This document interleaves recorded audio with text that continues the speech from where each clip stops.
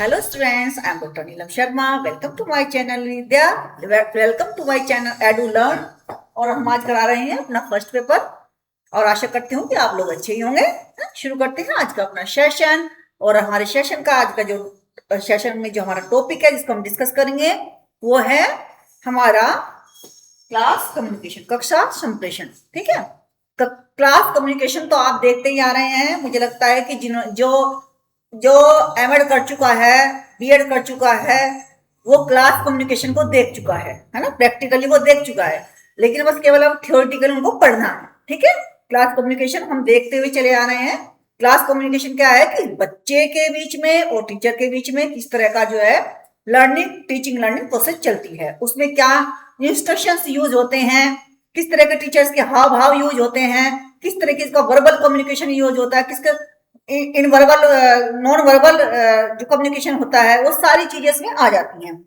तो कक्षा शिक्षण का मुख्य उद्देश्य संज्ञानात्मक अनुक्षेत्र में शिक्षण उद्देश्य को पूरा करना। अब इसका उद्देश्य क्या है? क्लासरूम। अब क्लासरूम कम्युनिकेशन है, इसका कोई उद्देश्य तो बिना उद्देश्य के कोई चीज नहीं होती। तो उसका उद्देश्य क्या है कि कक्षा शिक्षण अच्छा सा होना, मतलब अच्छे तरीके से होना। और जो उद्देश्य बनाए गए हैं, मान लीजिए कक्षा आज की क्लास रूम कम्युनिकेशन कह लीजिए, टीचिंग लर्निंग प्रोसेस कह लीजिए, उनका कोई उद्देश्य है कि आज बच्चे को एक पैराग्राफ पढ़ना है, उसको क्वेश्चन आंसर भी आने चाहिए, उसको उसके जो है विलोम शब्द भी उसको आने चाहिए, समानार्थक शब्द भी आने चाहिए, संधियां भी आनी चाहिए, है ना, वन वर्ड सब्स्टिट्यूशन भी आना चाहिए। इस तरह से बहुत सारी चीजें हमारे पास बच्चे को कराने के लिए। तो हमारा उद्देश्य क्या है? बच्चा उनमें परफेक्ट हो जाए। ठीक है, तो इस तरह से जो कि अब मुख्यतः किस पर डिपेंड करता है? ज्ञान, समझ, आवेदन, विश्लेषण कौन करेगा? विश्लेषण संश्लेषण जैसी क्षमताओं को विकसित करने में संभावित है। स्टूडेंट्स की हमें क्या करनी है? उनको ज्ञान को, समझ को क्या करेगा टीचर? विकसित करेगा उनकी, है ना, उनकी एनालिसिस करने की जो क्षमता है, प्रॉब्लम सॉल्विंग जो उनका मेथड है, क्रिटिकल उनकी थिंकिंग है, इन सबको डेवलप करने के लिए, उन सबको जो है विकसित करने के लिए। ठीक है, इस प्रकार यह प्रक्रिया किसमें है? शिक्षक विद्यार्थी। अब कम्युनिकेशन की बात है तो शिक्षक विद्यार्थी, शिक्षक जो संदेश का मतलब जो पढ़ना चाहता है, संदेश वहां कोई संदेश वैसे थोड़ा तो देगा नहीं, है ना, जैसे संदेश दिए जाते हैं। संदेश से मतलब है कि जो टीचिंग लर्निंग प्रोसेस क्लासरूम के अंदर होगी वह है। ठीक है, अनुदेशनात्मक वीडियो जैसे उनके इंस्ट्रक्शन मेथड होंगे। मान लीजिए कोई पीपीटी से पढ़ा रहा है, कोई बोर्ड से पढ़ा रहा है, कोई डेमोन्स्ट्रेशन करा रहा है, कोई मॉडल से पढ़ा रहा है, इंस्ट्रक्शन जो उनके मेथड्स होंगे उनसे संप्रेषण मीडिया, जैसे संप्रेषण मीडिया मतलब जो आजकल की जो टेक्नोलॉजी है उसको भी यूज करके जो इंस्ट्रक्शन अपने जो मेथड्स में वो यूज कर रहा है, उन सबको लेकर के जो पढ़ा रहा है और जो समझ विकसित कर रहा है टीचर, है ना, और और अधिक प्रभावशाली बनाने के लिए जितना भी वो कार्य कर रहा है, जितना भी एफर्ट डाल रहा है, वो सब है क्लासरूम कम्युनिकेशन, यानी कि इफेक्टिव क्लासरूम कम्युनिकेशन पर। क्लासरूम कम्युनिकेशन तो होता ही रहता है, नॉर्मली तो होता है, लेकिन अगर हमें इफेक्टिव क्लासरूम कम्युनिकेशन करना है तो हमें इन सब चीजों का ध्यान रखना होता है, स्टेप बाय स्टेप इन सब चीजों का ध्यान रखना होता है। तो इस तरीके से जो है अब हमें क्या, टीचर को क्या करना है? अब अच्छा इफेक्टिव क्लासरूम टीचिंग हो तो क्या करेगा टीचर? क्या करेगा? सबसे पहले क्या करेगा? Creating interest among student. सबसे पहले क्या करेंगे टीचर? Creating interest. किसमें करेंगे इंटरेस्ट? है ना, अमंग स्टूडेंट्स।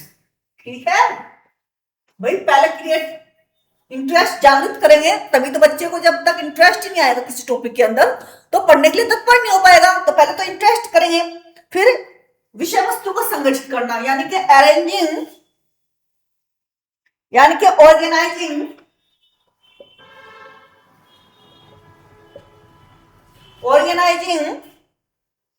Content matter.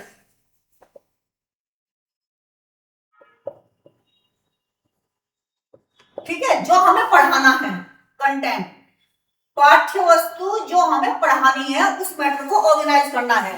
जैसे मैं ऑर्गेनाइज करके आपके सामने लाती हूं कि आज क्लासरूम कम्युनिकेशन, और फिर क्या है कि इफेक्टिव क्लासरूम कम्युनिकेशन क्या है, फिर संप्रेषण में बाधाएं क्या है, तो संगठित किया ना मैंने। तो आज मुझे ये पढ़ाना है तो मैं आज ये पढ़ाऊंगी, पहले इसके पॉइंट्स कराऊंगी क्लासरूम कम्युनिकेशन के। कुछ और टॉपिक पढ़ाना हो तो उसको आज को मैं संगठित करके लाई हूं, वो आपको मैं डिलीवर कर रही हूं।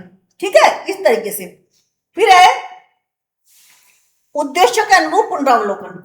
तीसरा है उद्देश्यों के अनुरूप पुनरावलोकन, पुनरावलोकन। क्यों भाई, किसकी क्या आवश्यकता पड़ी थी?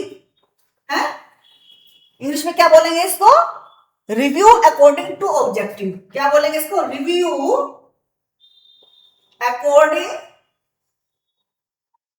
To objectives. ठीक है, इसको बोलेंगे इंग्लिश में। ये तीनों को मैंने इंग्लिश में भी लिख दिया है और हिंदी में तो आप जानते ही हैं क्या। रिव्यू यानी कि उद्देश्य का अनुरूप पुनरावलोकन। कहने को क्या तात्पर्य है? सबसे पहले हमने बच्चे के अंदर रुचि पैदा कर दी, यानी कि हमने इस तरीके से मटेरियल प्रस्तुत किया बच्चे के सामने, प्रायर नॉलेज चेक करके, पीपीटी के जरिए या फिर कोई इमेज के जरिए या फिर कोई वीडियो के जरिए या फिर कोई फोटो के जरिए हमने ऐसा स्टिमुलेशन पैदा किया स्टूडेंट्स के अंदर कि वो उस नॉलेज को लेने के लिए क्या हो जाता है, वो उस नॉलेज को लेने के लिए तत्पर हो जाता है कि हाँ मुझे तो नॉलेज लेनी, मुझे आज अच्छा लग रहा है पढ़ना, तो तत्पर हो गया।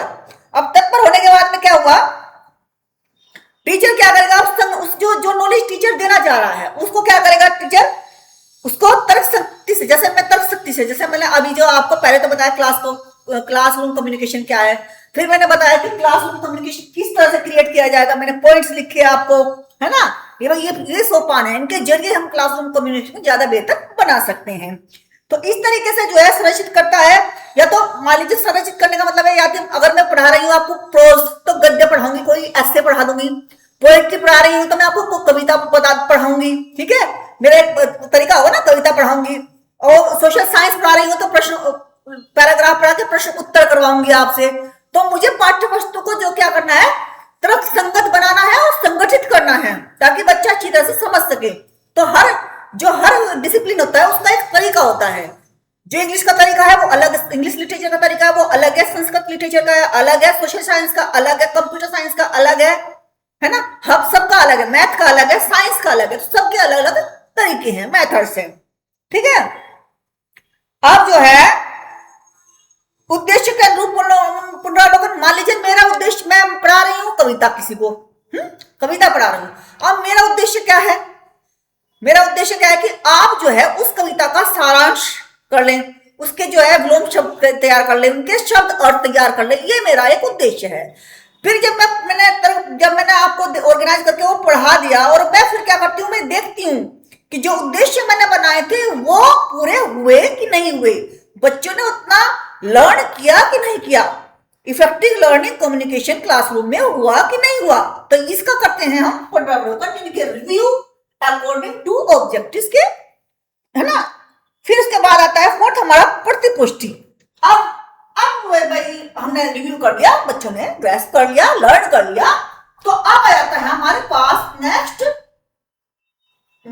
पॉइंट। हमें क्या देखना है कि फीडबैक, बच्चे कैसा रेस्पॉन्स दे रहे हैं। बच्चे अगर समझ रहे हैं तो क्वेश्चन के आंसर देंगे, बच्चे अगर समझ रहे हैं तो विलोम शब्द का अर्थ बताएंगे, बच्चे अगर समझ रहे हैं समानार्थक शब्द बताएंगे, बच्चे अगर समझ रहे हैं तो शब्दों का अर्थ बताएंगे, बच्चे अगर समझ रहे हैं प्रश्नों का उत्तर देंगे, बच्चे अगर समझ रहे हैं तो लर्न करके कविता सुनाएंगे, है ना, रिसाइटेशन करेंगे कविता। तो ये बच्चे के ऊपर डिपेंड है। ठीक है, प्रतिपुष्टि तो देंगे ना। ठीक है, अब आते हैं संप्रेषण में आने वाली प्रमुख बाधाएं। अब ये तो क्लास कम्युनिकेशन हो गया, कम्युनिकेशन क्लासरूम। अब मान लीजिए कोई भी संप्रेषण है, बात यहां आ जाती है कि कोई भी संप्रेषण है या क्लासरूम का भी संप्रेषण है, आप दोनों को जोड़ सकते हैं, या तो क्लासरूम में आप अपने हिसाब से जोड़ना, क्लासरूम कम्युनिकेशन में किस तरह से बाधाएं आती हैं आप देखना। मैं आपकी नॉर्मल जो बाधाएं हैं, है ना, क्लासरूम जो नॉर्मल बाधाएं हैं क्लासरूम कम्युनिकेशन में करा दिया आपको। अब जो है जो बैरियर्स होते हैं संप्रेषण में आने वाली, ये है मोस्ट इंपोर्टेंट टॉपिक क्या है, कम्युनिकेशन क्या है, मोस्ट इंपोर्टेंट टॉपिक क्या है, कम्युनिकेशन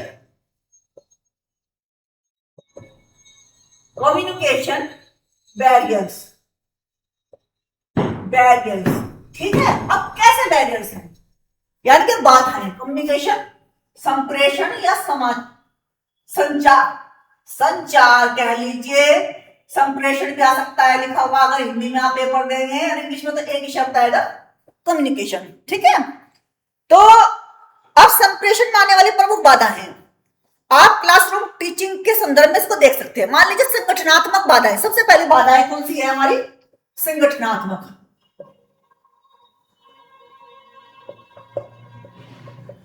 यानी कि ऑर्गेनाइजेशन, ऑर्गेनाइजेशनल, ठीक है। ये बैरियर है, सबसे पहला हमारा ऑर्गेनाइजेशनल बैरियर है। ये बैरियर कैसे कम्युनिकेशन का, मैं मान लीजिए मैं आपको यहां पढ़ा रही हूं, मान लीजिए आपको मेरा उदाहरण लीजिए, और मेरे पास जो है, मैं एक इतने बड़े रूम में हूं, मैं अकेली हूं, बच्चे मेरे पास 100 हैं, बच्चे मेरे पास 100-150 हैं, बड़ा रूम है, तो क्या बिना माइक के मैं आप तक आवाज पहुंचा सकती हूँ अपनी, है ना, पहुंचा सकती, नहीं पहुंचा सकती ना। तो उसके लिए क्लासरूम की बात चले तो क्लासरूम में बच्चे उतने होने चाहिए जितने आवश्यक हैं, यानी कि 25, एक क्लास में 25-30 है, जितना भी टारगेट आजकल तो ज्यादा ही रखते हैं क्लासेस में, उतना ही रखे जितने तक टीचर जो है बच्चे से कम्युनिकेट अच्छी तरह से कर पाए। क्योंकि अगर यदि टीचर का कम्युनिकेशन यानी कि आवाज वहां तक नहीं पहुंचाई तो कॉन्सेप्ट कैसे समझाएंगे, मतलब अब मान लीजिए अब ये जो बोर्ड आ रहा है, स्मार्ट बोर्ड है, उसमें इमेज दिखाते हैं, ये सब तक पहुंच जाती है, और 2 जगह जगह लगाते हैं, बड़ी क्लासरूम में एक नया एक जो बाधा संगठनात्मक वो बाधा, पर इसे दूर करने के उपाय भी हैं कि आजकल जो है स्मार्ट बोर्ड लगा देते हैं और आसपास जो है वो एलईडी लगा देते हैं, जिससे कि बच्चे जो है पूरी क्लासरूम की जो टीचर पढ़ा रहा है सब बच्चे जो है क्लास डायरेक्ट अगर टीचर को नहीं देख रहा है तो उनसे एलईडी से टीचर को स्टूडेंट्स देख लेते हैं पढ़ाते हुए और लर्न कर लेते हैं, ठीक है। तो ये भी एक इसका उपाय है।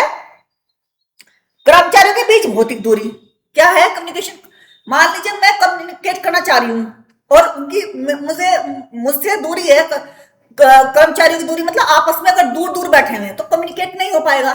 मान लो मैं यहां बैठी हूं तो एक जन 3-4 आदमी छोड़ के 3-4 और आदमी बीच में और 5वें आदमी के साथ में कम्युनिकेट करना चाह रही हूं तो मैं कम्युनिकेशन अच्छा नहीं कर पाऊंगी। इसी तरीके से क्लास में ले लीजिए, क्लास में हम जो है जब कम्युनिकेट करेंगे एक एक बच्चे से करेंगे, लेकिन अगर दूर बच्चा बैठा हुआ तो कम्युनिकेट नहीं कर पाएंगे। तो यहाँ पर कर्म उसमें मतलब अगर नॉर्मल है तो कर्मचारियों, अगर क्लासरूम की बात है तो बच्चों से, है ना। कार्य विशेषज्ञता, अब जब कम्युनिकेट कर रहा है व्यक्ति उसके अंदर कार्य विशेषज्ञता, यानी कि अगर टीचर है तो सब्जेक्टिव नॉलेज, अगर कोई मतलब भाषण देने आ रहा है कहीं ऐसे संगठन में बैठे हुए हैं तो उसे अपने जो भाषण दे रहा है उसका जो कंटेंट है उस पर उसकी पकड़ होनी चाहिए।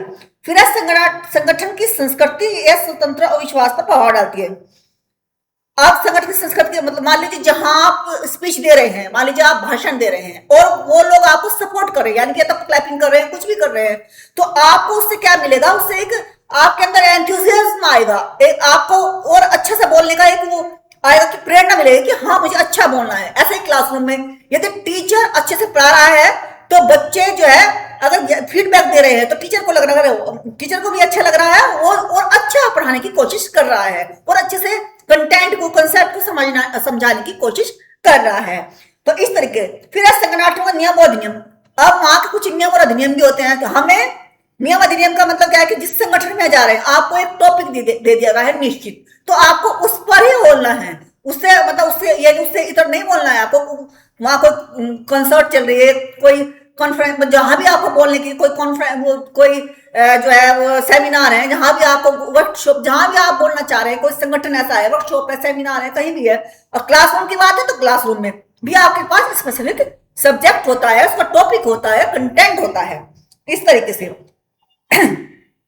संगठन, अब नेक्स्ट है हमारा संगठनात्मक ढांचे में जटिलता। मैंने आपको मैं बता दिया 6 संगठन का आकार हो गया आपका संगठनात्मक, है ना, संगठनात्मक बाधा है ना, सबसे पहले है संगठनात्मक बाधाएं आ गया ना, यहाँ पे बाधाएं।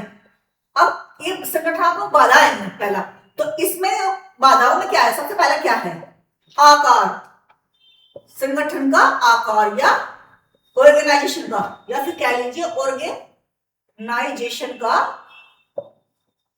साइज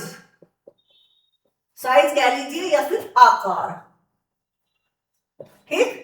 दूसरा क्या आ गया, मैंने 6 पॉइंट मैंने आपको डिस्कस कर दिया, 6 वो नाम लिखवा देती हूँ आपको। क्या है, कर्मचारियों के बीच भौतिक दूरी, है ना, कर्मचारियों के बीच भौतिक दूरी,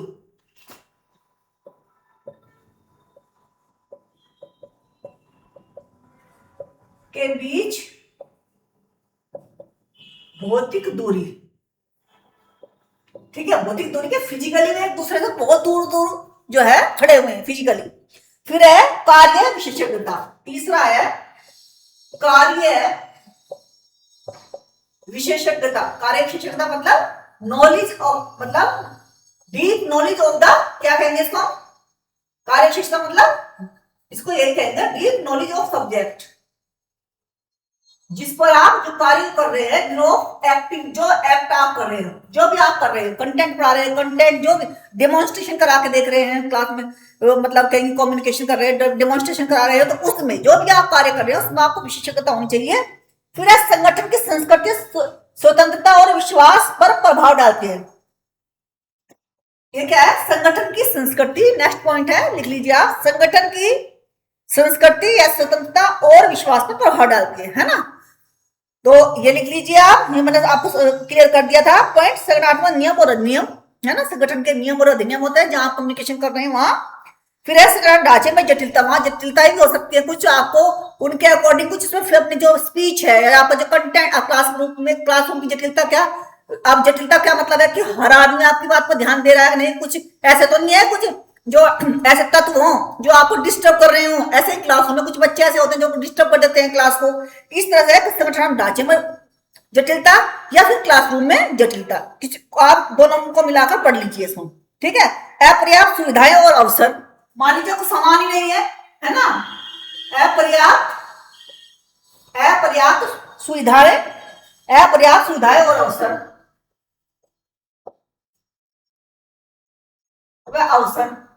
मान लीजिए आपके पास अपर्याप्त सुविधाएं, आपको बोलने के लिए आपके पास माइक ही नहीं है, यहाँ बैठने जो बैठे हुए हैं संगठन में उनके पास चेयर्स नहीं है, तो आधे खड़े होंगे आधे बैठेंगे, तो वो डिस्टर्ब करेंगे नहीं पूरे प्रोग्राम में, पूरी जो कम्युनिकेशन है वो पूरा ही डिस्टर्ब होगा उससे।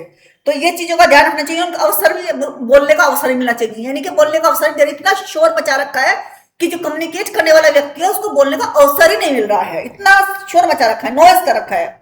वरिष्ठ एवं अधीनस्थ कर्मचारियों के भी सहयोग की कमी, यदि वरिष्ठ एवं अधीनस्थ कर्मचारियों के बीच सहयोग की कमी, यानी कि जो सीनियर्स होते हैं, जूनियर जो है सीनियर की बात को सुनने नहीं, सीनियर कुछ बता रहे हैं आपको, ऐसे कार्य करना है, वैसे कार्य करना है, आपको इस तरह से पढ़ाना है, प्रिंसिपल बता रहे हैं टीचर को, आपको भाई ये सब्जेक्ट आपका है, तो आपको आज ये टॉपिक पढ़ाना है, आपको इस तरह से क्लास को मेंटेन करना है, और आप उनकी बात सुन नहीं रहे हैं, तो यह डिस्टर्ब, परेशानी हो जाएगी ना, परेशानी पैदा हो जाएगी। फिर है हमारे पास आ जाता है, ये तो आपने लिख लिया होगा आई थिंक, कि अब आ जाती है बात हमारे पास किसकी, अब आती है भौतिक एवं यांत्रिक बाधाएं, ये तो हो गई हमारी। अब आ जाती है भौतिक एवं यांत्रिक। भौतिक से आप क्या समझते हैं, यांत्रिक से आप क्या समझते हैं? भौतिक से मतलब फिजिकल, और यांत्रिक से मतलब टेक्निकल, हो गया ना, भौतिक और यांत्रिक। अब क्या से इन दो तरीके से देखते हैं, जैसे मान लीजिए भौतिक क्या है, मान लीजिए मान लीजिए मैं हूं, या कोई टीचर है, या कोई जो स्पीच देने वाला है वो है, मान लीजिए उसकी वाणी स्पष्ट नहीं है, मान लीजिए उनकी वो थोड़ा सा तुतला के बोलते हैं, उनको फिजिकल कोई प्रॉब्लम है, खड़े है ना, बोलने में प्रॉब्लम है, कोई भी समस्या है, तो ये तो होगा उनकी फिजिकल, है ना। और जो टेलीफोन उपकरण, जैसे मान लीजिए टेलीफोन में कम्युनिकेशन कर रहे हैं, तो टेलीफोन से या फिर माइक से, अगर हम पूरी सभा को संबोधित कर रहे हैं तो माइक, तो उन पर जो है इन दोनों ही प्रक्रियाओं से जो है कम्युनिकेशन बाधित होता है, ये बाधाएं बन जाती हैं, ठीक है। और भौतिक में एक चीज और कर सकते हैं, जो फिजिकल में ना, यहाँ पर फिजिकल में आप ना ये लेंगे शोर, वो जो है फिजिकल में हम शोर लेंगे, यहाँ पर शोर, अदृश्यता, यानी कि भौतिक सुख सुविधाएं, खराब स्वास्थ्य, जो खराब स्वास्थ्य है वो भी इसमें आ जाएगा, ये बताया था ना मैंने, फिजिकल जो प्रॉब्लम्स होती है, मान लीजिए किसी का खराब स्वास्थ्य है, किसी को दिखाई नहीं देता, किसी को सुनाई नहीं देता, ये प्रॉब्लम होती है, शोर हो गया, भौतिक में शोर है, शोर हो गया, ध्यान केंद्रित न करवाने, तो मतलब फिजिकल उससे प्रॉब्लम से संबंधित हो गई। भौतिक सुविधाएं, वातावरण, भौतिक सुविधाएं, मैंने बताया था ना, बैठने के लिए कुर्सियां ही नहीं है, अच्छी तरह से खड़े होने का कहीं इंतजाम नहीं है, तो ये सब जो बाधाएं आ जाती हैं, तो ये सब कम्युनिकेशन को प्रभावित करती हैं, ठीक है। मानसिक अवरोध। अब हम पढ़ते हैं, अब इसको वैसे भी देख सकते हैं आप। अब मैं बताऊं आपको, प्रतिस्पर्धा करते हुए उद्दीपन संदीपन, है ना। कंपीटिंग स्टूडेंट, मान लीजिए कंपीटिंग स्टूडेंट, ये भी हो जाता है। जैसे कि अब कंपेटिंग स्टूडेंट, एक नया हो रहा है, मतलब बाधाएं में फिजिकल ये चल रही है ना, भौतिक में। मान लीजिए मैं क्लास में पढ़ा रही हूँ, कई बार ऐसा होता है, मान लीजिए हम पढ़ भी रहते हैं, कई बार ऐसा होता है कि क्लास में पढ़ा रही हूँ और यूनिवर्सिटी में मान लीजिए मैं पढ़ा रही हूँ, तो बाहर बच्चों का हुजूम आ गया, इकट्ठा हो गया, और वो किसी चीज को वो कर रहे हैं, मतलब वहां पर हड़ताल कर रहे हैं, या फिर किस तरह का कोई पब्लिक, मतलब बहुत जोर जोर से बोल रहे हैं, कुछ अपनी बात मनवाने के लिए कुछ कह रहे हैं, तो उनसे पूरी क्लास डिस्टर्ब हो जाती है, कम्युनिकेशन डिस्टर्ब हो जाता है कि नहीं हो जाता है। तो जो है, क्योंकि हमारा ध्यान उनकी तरफ आकर्षित होगा, हम अपने क्लासरूम की टीचिंग को छोड़कर उधर देखना शुरू कर देंगे, तो इस तरह से डिस्टर्ब होगा ना। पर्यावरण से संबंधित, मान लीजिए बहुत गर्मी है, गर्मी में क्या होता है, पसीने आते रहते हैं, मान लीजिए जब पेपर भी देने जाते हैं गर्मी में, कितने परेशानी होती है। मान लीजिए कम्युनिकेट मतलब पूरे, मान लीजिए ठंड बहुत है, तो कम्युनिकेट इफेक्ट करता है, कम्युनिकेशन में इफेक्ट मतलब बैरियर बनता है। और अगर जो है ज्यादा गर्मी है तो भी कम्युनिकेशन में जो है, जैसे मान लीजिए कहीं पंखे, टीचिंग लर्निंग प्रोसेस कम्युनिकेशन चल रहा है, पंखे एकदम चले जाते हैं, लाइट एकदम चली गई, पंखे चले गए, तो बच्चे परेशान हो जाते हैं, कम्युनिकेट टीचर भी ढंग से नहीं कर पाता और बच्चे भी ढंग से उसकी बात को सुन नहीं पाते। प्राप्तकर्ता के माध्यम से अपरिचित होना, मान लीजिए प्राप्त, मान लीजिए टीचर और बच्चे, मान लीजिए टीचर, हम हमारे पास अब कम्युनिकेट करने के लिए कोई आता है, मान लीजिए हम कहते हैं कि ये जो कोई राजनेता आया भाषण देने के लिए, तो उससे परिचित रहते हैं, ये फला राजनेता आज भाषण देने आया, हम परिचित होते हैं उससे। ऐसे हम टीचर से भी परिचित होते हैं कि क्लास में आज किन टीचर का लेक्चर है। तो यदि यदि अपरिचितता है, यानी प्राप्तकर्ता और प्रेषक और प्राप्तकर्ता में यदि अपरिचितता है ना, यानी कि जो एक दूसरे को जानते नहीं, थोड़ी अपरिचितता है ज्यादा। कई बार ऐसा भी हो जाता है कि हम कहीं जा रहे हैं, एट भी कोई कहीं भाषण सुनने लग जाते हैं हम, लेकिन यदि अपरिचितता है तो यह भी एक तरह का अवरोध है, अगर अपरिचितता है, ठीक है। एकदम से मान लीजिए हम जिस टीचर से रोज कम्युनिकेट करते आ रहे हैं, उस टीचर के प्रति हमारा जो सुनने का जो हमारे एक आदत पड़ रहती है उसमें, तो उनकी ज्यादा अच्छी समझ में आती है, एकदम नए से हम कम्युनिकेट अच्छी तरह से नहीं कर पाते हैं, तो इस चीज का भी फर्क पड़ता है कि अपरिचित होने से ही फर्क पड़ता है। अब मानसिक अवरोध, या अब नेक्स्ट आ जाता है हमारा, आप इतनी बड़ी क्लास में हैं, आप यूजीसी नेट की तैयारी कर रहे हैं और आप इतनी बड़ी क्लास में है कि मैं, जरूरी नहीं कि अगर मैं 10 पॉइंट है किसी चीज में, 5 पॉइंट लिख करके और बाकी ओरली बताती हूँ, तो आपको समझना चाहिए इस चीज को, क्योंकि इस लेवल पर जो है लेक्चर मेथड ही ज्यादा चलता है। पीपीटी बनाते हैं लेकिन लेक्चर मेथड ज्यादा चलता है, वो समझना चाहिए आपको, है ना। तो जो है मानसिक अवरोध या बाधा है, साइकोलॉजिकल बैरियर क्या होंगे आप इसमें,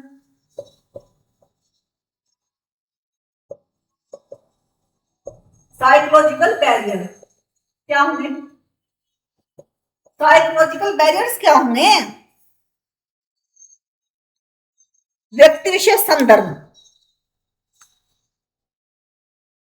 भाई इस तरह से देखिए आपकी, मान लीजिए कि अनुमानचित, इसमें जो व्यक्ति विशेष संदर्भ, मान लीजिए किसी के, मान लीजिए कोई लेक्चर दे रहा है, तो वो जब लेक्चर देगा, यानी जब लेक्चर का मतलब होता है जब जो कम्युनिकेट, मान लीजिए टीचर और स्टूडेंट की बात चल रही है, या चलिए कोई संगठनात्मक कम्युनिकेशन की बात चल रही है, मान लीजिए टीचर और स्टूडेंट का कम्युनिकेट है, तो टीचर के कुछ अपने आदर्श मूल्य, उसकी अपने संस्कार, अपने बिलीव्स होते हैं, है ना।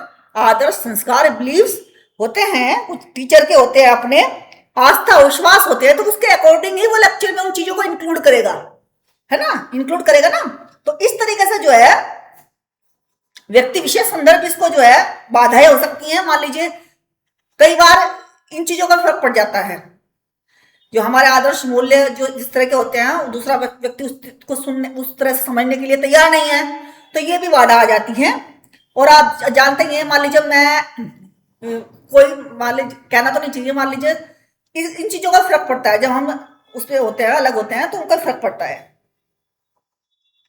जैसे कि अब मान लीजिए कैसे फर्क पड़ेगा, मान लीजिए टीचर कह रहा है बच्चों से कि परिश्रम करो, और जो उनके जो अभिभावक है वो कह रहे हैं आराम करो, तो ये भी हो जाता है व्यक्ति विशेष संदर्भ, है ना। आत्म छवि से धारणा, आत्म छवि, फिर नेक्स्ट है इसमें कौन सा आ गया हमारा, पहला तो था हमारा पहला तो था व्यक्ति विशेष संदर्भ। नंबर 8 व्यक्ति विशेष संदर्भ, साइकोलॉजिकल में है ये सारे संदर्भ, यानी कि किसी व्यक्ति के कॉन्टेक्स्ट में। फिर दूसरा है हमारा आत्म छवि स्वधारणा। आत्म छवि यानी कि हमारी सेल्फ इमेज क्या है, self image and self concept, हम क्या रखते हैं, इन चीजों का फर्क पड़ता है। ठीक है, सेल्फ कॉन्सेप्ट, हमारी हर व्यक्ति अपने बारे में कुछ छवि या धारणा बना कर रख सकता है।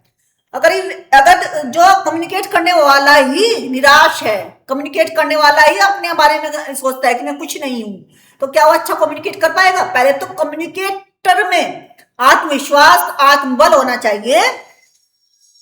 सामाजिक, सांस्कृतिक, पारिवारिक दृष्टि से उसको उसकी सोच, उसका जो तरीका है वो कुछ होना चाहिए, मतलब अच्छा जो उसके अनुभव होने चाहिए, सामाजिक सांस्कृतिक दृष्टि में उसके अनुभव अच्छे होने चाहिए, तभी वो अच्छी तरह से कम्युनिकेट कर पाएगा। अनुभव क्षेत्र क्या है? Field of experience. फिर तीसरा क्या है? Field of experience. Field of experience क्या है? अनुभव क्षेत्र। अब मान लीजिए पहली बार जब कोई टीचर पढ़ाता है तब में, और जब वो 2-4 साल पढ़ा लेता है तब में।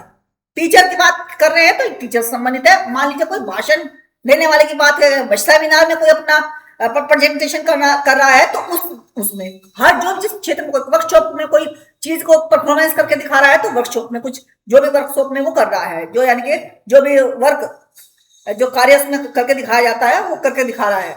जिस क्षेत्र में वो कार्य कर रहा है, कम्युनिकेट कर रहा है, तो उसमें क्या होना चाहिए? उसे उसमें अनुभव होना चाहिए। ठीक है, संज्ञानात्मक मतभेद। अब इसमें किस चीज का संज्ञानात्मक, मान लीजिए संज्ञानात्मक मतभेद क्या, संज्ञानात्मक मतभेद क्या हो गया? Cognitive difference. क्या बोलते हैं इसको? Cognitive difference. कोग्निटिव डिफरेंस कैसा होगा? मान लीजिए मैं लायक तो हूँ मतलब हायर क्लास को पढ़ाने के लिए, और मुझे कोई प्राइमरी स्कूल में भेज दे पढ़ाने के लिए, तो कम्युनिकेट करना तो दिक्कत में आ जाएंगे, रोज आ जाएगा, बच्चे नहीं पढ़ समझ पाएंगे। और कम कम पढ़ाने वालों को बड़ी क्लास में भेज दे तो वो नहीं समझ पाएंगे। यानी कि जिस ऑडियंस जो आपको सुन रही हैं, प्रेक्षक और प्राप्तकर्ता के बीच में जो कॉग्निटिव मतभेद होता है, वो भी एक बैरियर का ही कार्य करता है। ठीक है, चयनात्मक। अब जो है मानसिक डर या बचाव की मुद्रा, ये क्या, मान लीजिए एक क्या करता है मानसिक डर या बचाव। मान लीजिए कोई बच्चे से हमने, नेक्स्ट पॉइंट है हमारा, नेक्स्ट पॉइंट है मान लीजिए बचाव का डर। किसी बच्चे ने, मान लीजिए कम्युनिकेट में ये भी दिक्कत हो जाती है, मान लीजिए आपने मानसिक डर या बचाव की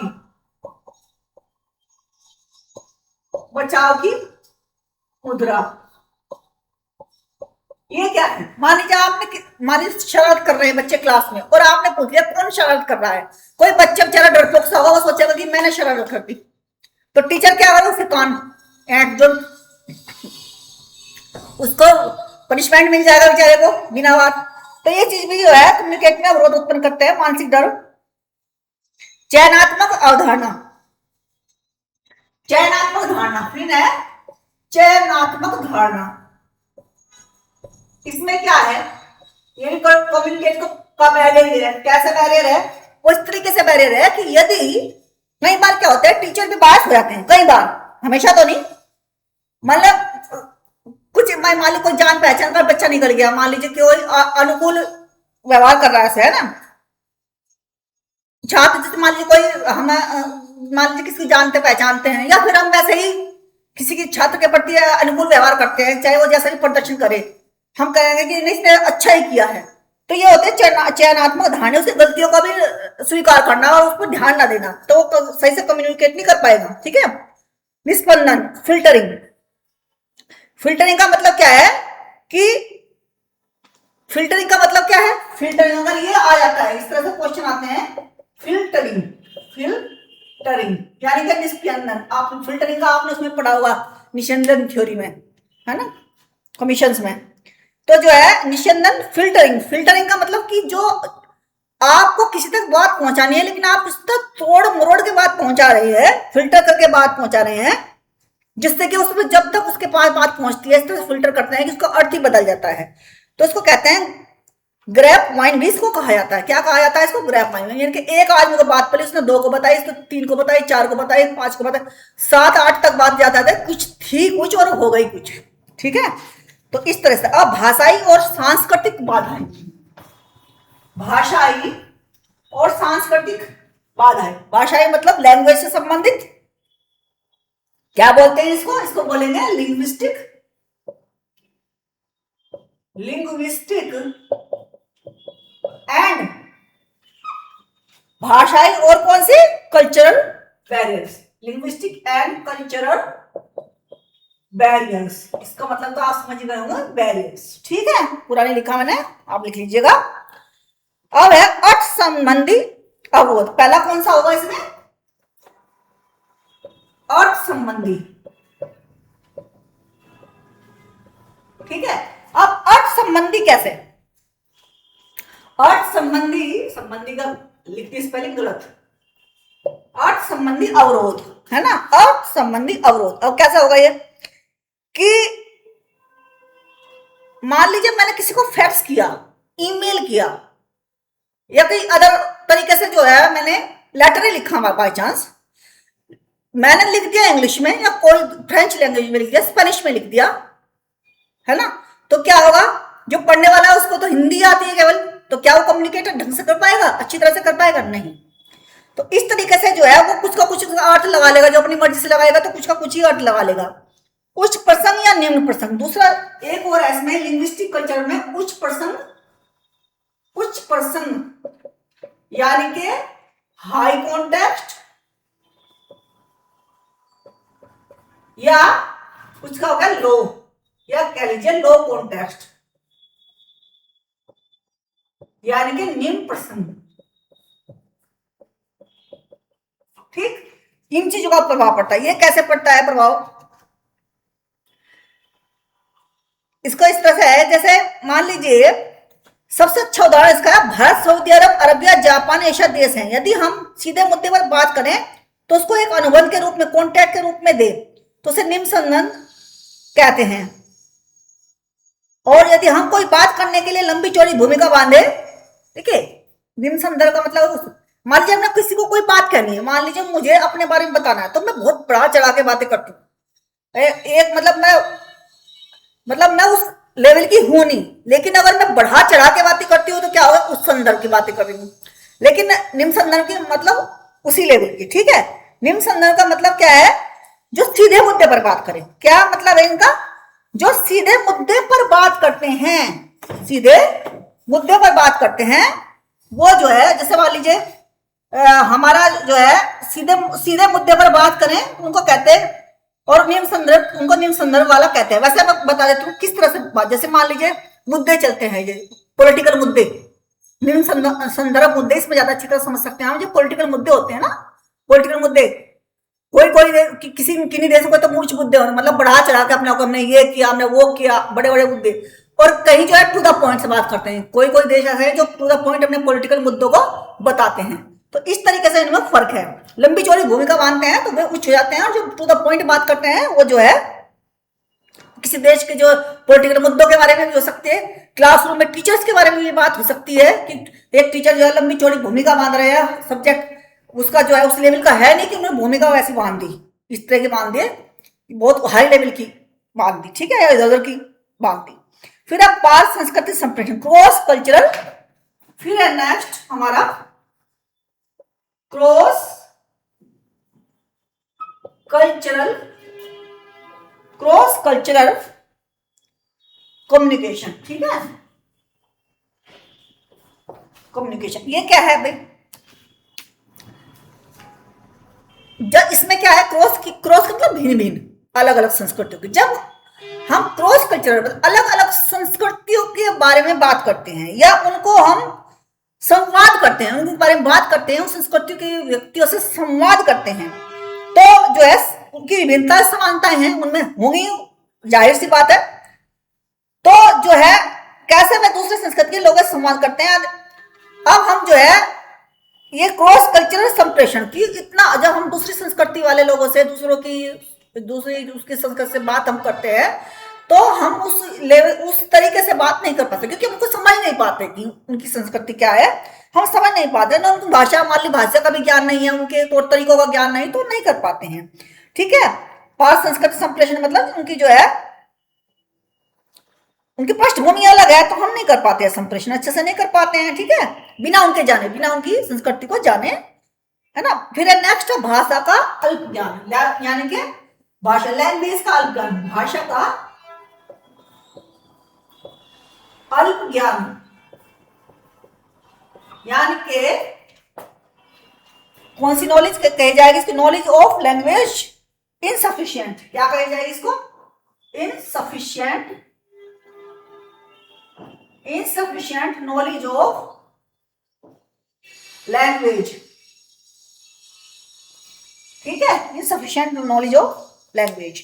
मान लीजिए भाषा का ज्ञान नहीं है हमें, मैंने जब कम्युनिकेशन कराई तभी मैंने आपको बताया था, हमने जिस संस्कृति के साथ संबंध हम बनाना चाह, मतलब कम्युनिकेट करना चाह रहे हैं, तो उसको कम्युनिकेट करने के लिए हमारे पास लैंग्वेज का ही साधन नहीं है। हाँ, भाव से तो जिंदगी भर नहीं समझा सकते ना, हम एक दो ही कर सकते हैं, ये तो नहीं कर सकते ना। तो जो है, जैसे कि हाँ भाव तो आप देखती होंगे, जो मूक बधिरी बच्चों के को जो लैंग्वेज से पढ़ाते हैं, वो उसी तरह की लैंग्वेज का यूज करते हैं, हाव भाव वाली, वो भी कारगर है बच्चों के लिए। तो भाषा का अल्प ज्ञान जो ना होना, सांस्कृतिक विभिन्नता, कल्चरल डिफरेंस। ठीक है, कल्चरल डिफरेंस, लिख भले कैसे रही हूं, बोल तो रही हूं सही, कल्चरल डिफरेंस। ठीक है, तो आप समझना इसको। भारतीय संस्कृति में रुक जाने का संदेश देने के लिए, जैसे मान लीजिए कल्चरल डिफरेंस का मतलब कि कहीं हाथ मिलाने को अच्छा माना जाता है, मान लीजिए हमारे यहाँ तो लाल को माना जाता है खतरे की घंटी हो सकता है कहीं और ना माना जाता हो, कहीं और से अच्छा माना जाता हो। सफेद रंग हम मानते हैं शांति का प्रतीक, कहीं हो सकता है किसी झगड़े, किसी और चीज का प्रतीक हो सफेद रंग। तो इस तरह से भिन्नता है इसमें। तकनीकी ज्ञान का ना होना, टेक्नोलॉजी का ज्ञान ना होना, टेक्नोलॉजी का ज्ञान ना होना। ठीक है, इसको मिटा देती हूँ, लिखने की जगह यहाँ नहीं रही। तो जो है टेक्नोलॉजी, इसमें भी मान लीजिए टेक्नोलॉजी क्या है, सारी सारी अधिकतर जो है इंग्लिश में चलती है। टेक्नोलॉजी का ज्ञान ना होना, सारी टेक्नोलॉजी मान लीजिए जिसको इंग्लिश नहीं आती, कंप्यूटर चलाना नहीं सीख सकता, है ना। हालांकि कुछ ऐप्स आ गए हैं जो कि हिंदी में भी होते हैं, संस्कृत में मेरे ख्याल से अब तक है नहीं है, जहां तक मेरी नॉलेज है। तो जो है इस तरह से अब है प्रभावी शिक्षण सिद्धांत क्या है, इसको अच्छे से करना क्योंकि इंपॉर्टेंट टॉपिक है। इसको मैं डीपली कराऊंगी, आपको अच्छी तरह से एक्सप्लेन कराऊंगी इसको। मोस्ट इंपॉर्टेंट टॉपिक है ये क्लास कम्युनिकेशन का। ये प्रभावी कक्षा संप्रेषण के सिद्धांत। अब है प्रिंसिपल्स, अब ये कराऊंगी मैं आपको कल, क्योंकि मैं नेक्स्ट अपना पीरियड भी लेना है। ठीक है, ये कराऊंगी मैं आपको कल, कराऊंगी आपको कक्षा, प्रभावी कक्षा संप्रेषण के सिद्धांत कराऊंगी कल, और बहुत सा कराना है मुझे आपको, और कुछ महत्वपूर्ण बातें जो हैं वो भी कराऊंगी। आज एक छोटा सा टॉपिक है, उसको बता देती हूँ आपको, वो क्या है। संप्रेषण के 7 सी क्या है, मान लीजिए आपके उसमें आ जाता है कम्युनिकेशन के 7 सी क्या है। सबसे पहला क्या है, क्लैरिटी। ये आपने ध्यान में रखना, कोई भी क्वेश्चन अगर सब्जेक्टिव आ जाता है, जो सोच समझ के आपको देना है, फैक्चुअल क्वेश्चन नहीं है, तो वो आप अच्छी तरह कर लेंगे यदि आपको ये 7 पॉइंट्स आते हैं। पहले तो है क्लैरिटी, दूसरा क्या है कंसाइज, तीसरा क्या है कॉन्क्रीट, फिर क्या है कॉन्क्रीट मतलब ठोस, यथार्थपूर्ण, करेक्टनेस। पांचवा क्या है कोहेरेंट, सुसंबद्ध। सुसंबद्ध का मतलब पता होगा, जिससे जो टॉपिक है उसी से संबंधित उसके उदाहरण प्रस्तुत करना, सुसंगत। ठीक है, कंप्लीट, बीच में नहीं छोड़कर रखना टॉपिक को, कंप्लीट। ठीक है, और जो है विनम्र, विनम्रता, कम्युनिकेशन में विनम्रता भी जरूरी है। कर्टेशियस, कर्टेरियस यानी क्या, विनम्रता, विनम्रता भी जरूरी है। कम्युनिकेशन जब हम करते हैं बहुत प्यार से करना चाहिए, हमें अच्छे से दूसरे को भी समझना चाहिए और खुद को भी समझना चाहिए और अच्छे से कम्युनिकेट करना चाहिए। अब एक में एक पॉइंट हो रहा है, पैराफ्रेजिंग किसको कहते हैं? मान लीजिए आपका एक वर्ड का क्वेश्चन आ गया आपके पास क्वेश्चन, उसका आंसर आपको देना, तो क्या देंगे? मान लीजिए पैराफ्रेजिंग है, पैराफ्रेजिंग ये शब्द है, यानी कि जो शब्द, जो अब कोई टेक्स्ट लिखा हुआ है या किसी ने भाषण दिया है या अदर तरीका है कम्युनिकेट करने का, उससे जो श्रोता सुन रहे हैं, आप भाषण दे रहे हैं, श्रोता सुन रहे हैं, आप टीचर पढ़ा रहा है, बच्चे सुने, तो उनको क्या करना है? पैराफ्रेजिंग का मतलब है जो शब्द सुना अपने शब्दों में, अपने शब्दों में लिखना, उसको बोलते हैं। और इस लेवल पर, इस लेवल पर, यूजीसी नेट के लेवल पर, एमएड के लेवल पर ये आपको आना ही चाहिए कि आपने कोई 10 पेज की कोई खबर, जैसे न्यूज़पेपर में आप पढ़ते हैं, एडिटोरियल पढ़ते हैं, उसमें पढ़ा तो आपको उसको पढ़ने के बाद में अपने, चाहे हो सकता है आप 10 के 10 पेज ना याद कर पाए, लेकिन उसका जो क्रक्स उनको अपने शब्दों में लिखना आना चाहिए। तो ये बोलते हैं पैराफ्रेजिंग। तो उससे पता चलता है कि उस जो लिखने वाले का जो, इसलिए लिखने वाले का भी पता चलता है कितना कम्युनिकेट करने का कितना वो है, और जो समझ रहा है उसकी नॉलेज का भी ज्ञान होता है, जो कंप्रेशन, जो कम्युनिकेशन करने वाला उसकी नॉलेज का भी ज्ञान होता है। ठीक है, तो जो है अब दो बातें और हैं इसके बारे में, ये देखते हैं हम। इसमें कम्युनिकेशन में दो चीजें और हैं, सिंपल सिंपल सी मैं कर लेती हूँ। वो है,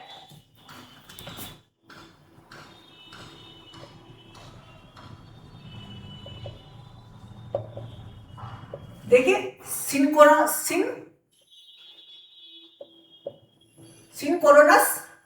एसिंक्रोनस।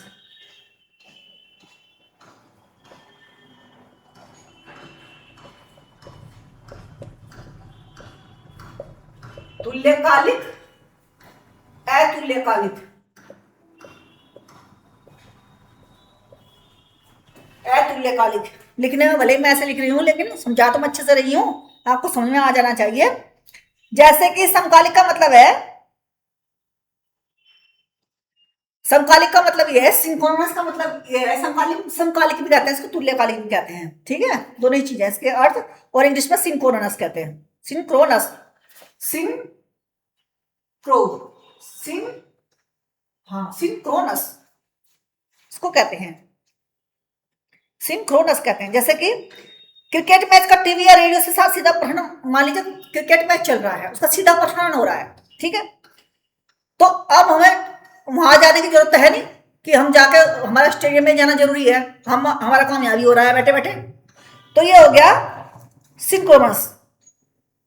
और एतुल्यकालिक क्या होता है?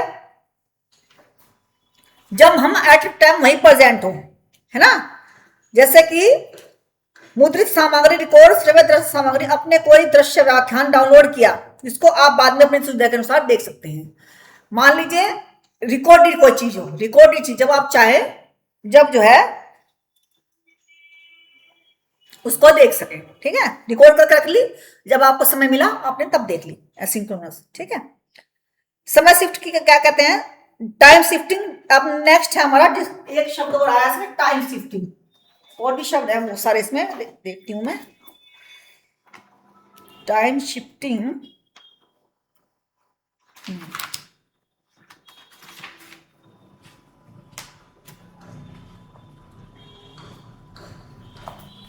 Time shifting,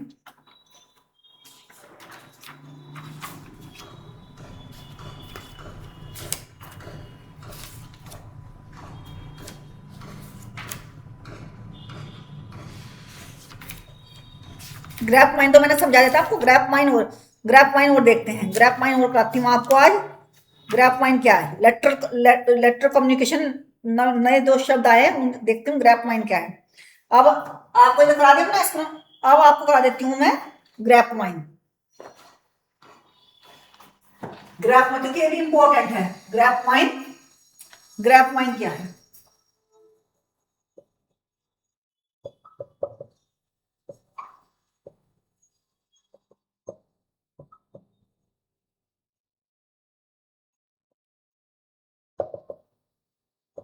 graph mind communication क्या होता है इसको सुनिए।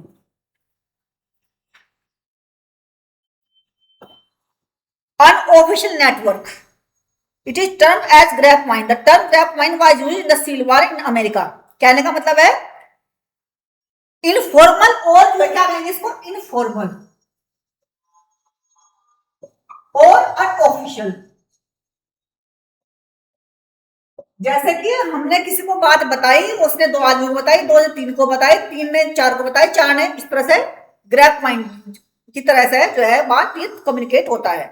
ठीक है, अनऑफिशियल होता है ये ज्यादातर सोशल, और इसमें जो कॉन्टेक्स्ट रहता है वो कॉन्टेक्स्ट रहता है सोशल और पर्सनल। ठीक है, सोशल और पर्सनल मुद्दा इसमें रहता है। जैसे होते हैं ना कि एक आदमी को हमने कोई बात बता दी, उसने 2 को बता दी, उसने 3 को बता दी। इसी तरह से पर्सनल, कोई पर्सनल लेवल पे इस तरह की बात जो है पर्सनल लेवल पर, तो ये 2 लेवल होते हैं जो उनका पर्सनल और सोशल इंटरेस्ट होता है, जिससे कि ग्राफ माइंड है ना।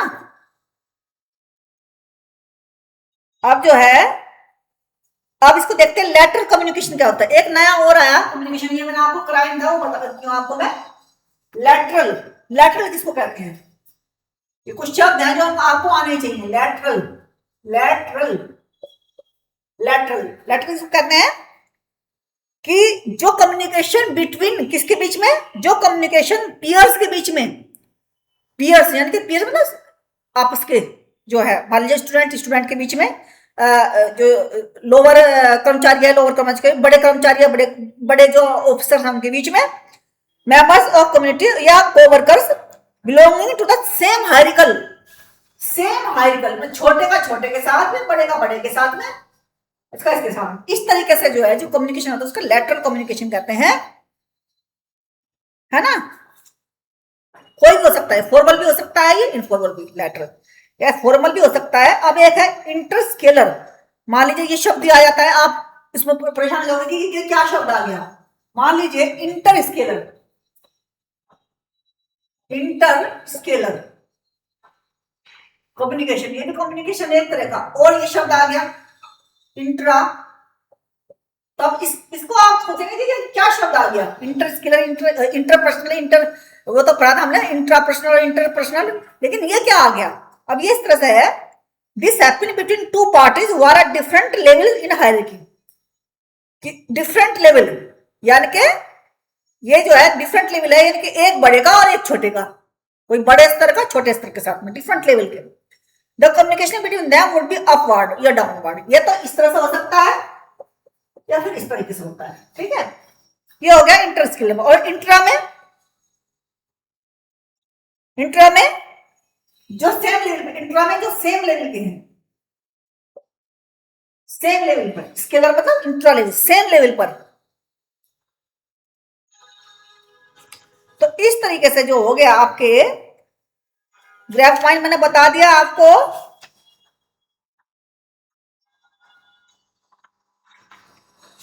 साइकोलॉजिकल बैरियर्स हो गया आपके।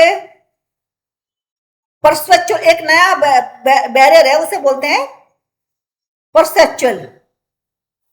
परसेप्चुअल बैरियर मैं करा रही थी आपको, उसमें एक नया शब्द और आया है, उसको कहते हैं परसेप्चुअल। इतने करा दिए मैंने, लेकिन फिर भी एक शब्द है, एक नया शब्द है परसेप्चुअल। मान लीजिए ये आ जाता है, अब इसको आप कैसे करेंगे, तो नया शब्द आ गया ना, मान लीजिए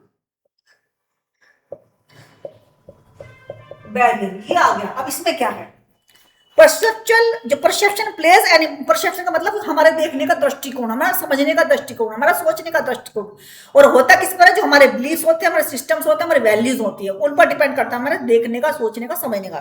ठीक है, तो किस चीज को किस तरीके से लेते हैं। मान लीजिए डिफरेंट लोग हैं, डिफरेंट एक्सपीरियंस करेंगे। मान लीजिए कोई सिचुएशन है, हर मतलब एक सिचुएशन है, उसमें डिफरेंट लोग डिफरेंट तरह का एक्सपीरियंस करेंगे। तो इस तरह से पर्सपेक्चुअल होता है, जैसे कि small candle lit in a big room without any other lights, some people will perceive it as normal lit room and other will perceive it as dark room। छोटी सी मोमबत्ती मान लीजिए किसी रूम में जल रही है, तो बहुत सारे क्या परसीव करेंगे, उसमें क्या अंधेरा है। बहुत सारे क्या परसीव करेंगे, इसमें मोमबत्ती जल रही है। तो ये अपनी अपनी परसेप्शन की बात है कि कोई किस तरीके से देखता है। तो परसेप्शन बैरियर ये होता है, ये आपको बताना जरूरी था। एक और देख लेते हैं आप, हेलो इफेक्ट क्या होता है, ये भी बहुत जरूरी है। हेलो इफेक्ट, हेलो इफेक्ट ये शब्द मैं आपको करा रही हूँ, चुन चुन के करा रही हूँ, जिससे कि आपकी जो है तैयारी अच्छी हो। हेलो इफेक्ट, ये भी कम्युनिकेशन में ही क्या है, हेलो इफेक्ट क्या है? हेलो इफेक्ट है two valued thinking in this people see things only as dichotomous, good and bad, right and wrong, but sometimes this acts as a barrier for effective communication। मान लीजिए results from two valued thinking in this people see only one discourse, मतलब किसी भी चीज को, मान लीजिए मतलब किसी भी चीज को राइट और रॉन्ग समझ लेना, एक बीच का रास्ता भी तो होता है, हर चीज के दो ही रूप नहीं होते हैं, कई बार हमें बीच में समझौता भी करना पड़ता है, तो हर चीज को राइट और रॉन्ग समझ लेना क्या कहलाता है? हेलो इफेक्ट कहलाता है। अब है नया हॉर्न इफेक्ट। हॉर्न इफेक्ट ये क्या है? हॉर्न इफेक्ट ये क्या है? दोनों शब्द आते हैं कभी कभी। This horn effect, a type of cognitive bias happens when one makes a snap judgment about someone based on one negative trait। यानी कि एक किसी, मान लीजिए किसी के अंदर एक नेगेटिव एटीट्यूड है, यानी एट्रीब्यूट है, एक ही नेगेटिव एट्रीब्यूट है, तो उसके आधार पर लगाने के पूरा पूरा व्यक्तित्व नेगेटिव है, इसको बोलते हैं हॉर्न इफेक्ट। अब एक नया शब्द आता है स्टीरियोटाइपिंग, ये भी बैरियर है, जैसे स्टीरियोटाइपिंग, ये भी एक वही है, बैरियर है। वो कौन सा है? Stereotype is any thought widely adopted about specific type of individual or certain ways of behaving intended to represent the entire group of those individual or behavior। Stereotype का मतलब ये है, इसमें क्या मानते हैं कि any thought widely adopted about specific type of individual or certain ways of behaving intended to represent the entire group of those individual or behavior। यानी कि एक तरह का व्यवहार स्टेरियोटाइप का मतलब, मान लीजिए कोई स्टेरियोटाइप ये व्यक्ति सारे ग्रुप के बारे में भी उसका व्यवहार ऐसा लगा कि पूरा ग्रुप ऐसा व्यवहार करता है, एक व्यक्ति के व्यवहार से हम ये अंदाजा लगा लें कि पूरे का पूरे ग्रुप का व्यवहार का ऐसा ही है, ये होता है स्टेरियोटाइपिंग बिहेवियर। तो ये भी एक बैरियर है कम्युनिकेशन में। लिंग्विस्टिक बैरियर तो मैंने आपको कराई दिया था, तो ये छोटे छोटे से मुद्दे थे जो मैंने आपको कराए। आप जो दो कुछ शब्द और है वो भी मैं कराऊंगी आपको,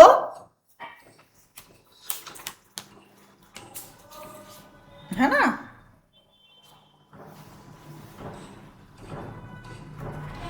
जैसे कि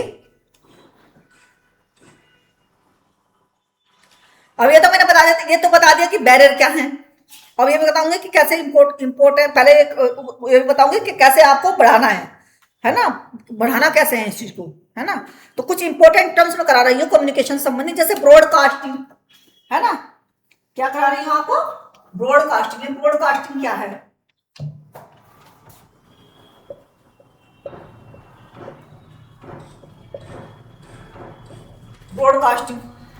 ब्रॉडकास्टिंग क्या है? When a message of an video और a content is shared without any restriction. क्या है?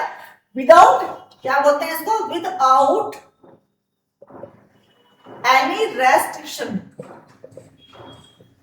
ठीक है, ये हो गया ब्रॉडकास्ट। कोई भी मैसेज ऑडियो वीडियो पहुंचाया जाता है, वो हो जाता है नैरोकास्टिंग। मान लीजिए कुछ छांट करके, नैरोकास्टिंग। मान लीजिए जो सुनाने लायक है वो सुनाया जाएगा, जो सुनाने लायक नहीं है वो नहीं सुनाया जाएगा, वो नहीं मैसेज दिया जाएगा, तो इसको बोलते हैं नैरोकास्टिंग।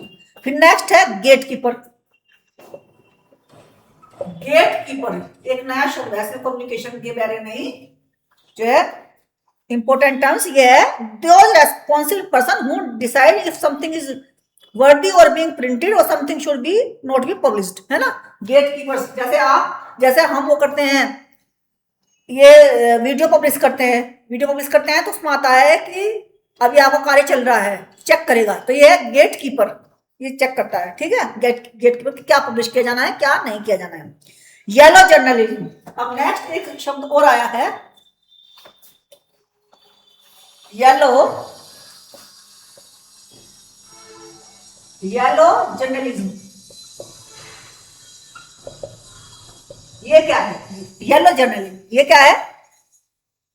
इन this type of journalism flashy और eye catching headline are used to grab the attention of the, यानी कि येलो जर्नलिज्म क्या है कि अच्छा सा इस तरह से आउटलाइन देना कि व्यक्ति की एकदम नजर पड़े उस चीज के ऊपर, ठीक है, एकदम नजर करे दिस टाइप और usually aggregate the real happening to make a sensational story. Sensational story को एकदम से फोकस ज्यादा जाता है, एकदम आउटलाइन ऐसा बना देता है ना, एकदम फोकस, इस पे फोकस जाता है। इस तरह से किसी भी सेंसेशन स्टोरी को इस तरह से पेश करना कि एकदम उसके ऊपर ही जगह, उसके ऊपर ही नजर जाए। बाकी और भी है, मैं कल कराऊंगी और आपको, है ना। तो जो है यूरिस्ट, ये बहुत सारे हैं, ये कराऊंगी, इंपॉर्टेंट कुछ रह गए तो कल कराऊंगी, जब आगे का मैं कराऊंगी आपको प्रभावी शिक्षण के सिद्धांत कराऊंगी, और क्लासरूम के अंदर कैसे इंस्ट्रक्शन होगा, प्रभावी इंस्ट्रक्शन होगा वो, क्लासरूम कम्युनिकेशन होगा वो मैं कराऊंगी कल, ठीक है। तो जो है आज के लिए बस इतना ही इस क्लास में। तो स्टूडेंट्स, मेरी एडू लर्न की जो मेरी क्लास चल रही है आपको कैसी लग रही है, आप कमेंट सेक्शन में, कमेंट्स बॉक्स में आप कमेंट कीजिएगा, तो वीडियो को लाइक कीजिएगा, वीडियो को अगर अच्छी लगे तो शेयर भी कीजिएगा, और अपने मुझे कमेंट जरूर बताइएगा कि आपको क्लास कैसी लग रही है। और respect your teachers, respect your parents, अपनी सेहत का ख्याल रखिएगा, और यूजीसी नेट की तैयारी पूरे मन से कीजिएगा, पूरी अपनी इच्छा शक्ति के साथ कीजिएगा। हार्ड वर्क का कोई सब्स्टिट्यूट नहीं है, हालांकि स्मार्ट वर्क भी कार्य करता है, और कंसिस्टेंसी द बेस्ट की फॉर सक्सेस। निडरता ही सफलता की कुंजी है, निडरता ही आपके अंदर निडरता है तो आप किसी भी अपने गंतव्य को प्राप्त कर लेंगे, उस पर चलते रहेंगे निरंतर जब तक कि वो लक्ष्य प्राप्त नहीं हो जाएगा। ये आज का मेरा मैसेज है। Bye bye.